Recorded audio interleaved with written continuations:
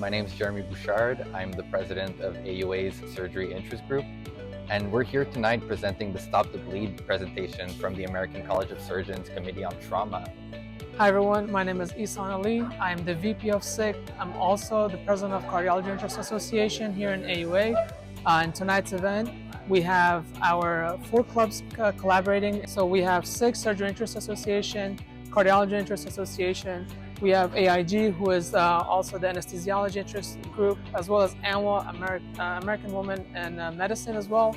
They're all collaborating together to bring an IV workshop, intubation workshop, a cardiac monitor workshop, as well as packing a wound. Our station that you see here is the intubation station. And at this station, we plan to teach our members how to intubate patients. And this adds an airway for our patients whenever their airways are compromised.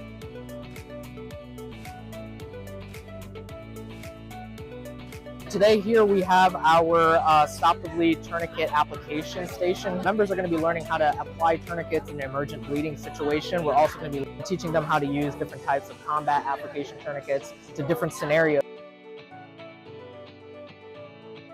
We're learning how to insert IVs.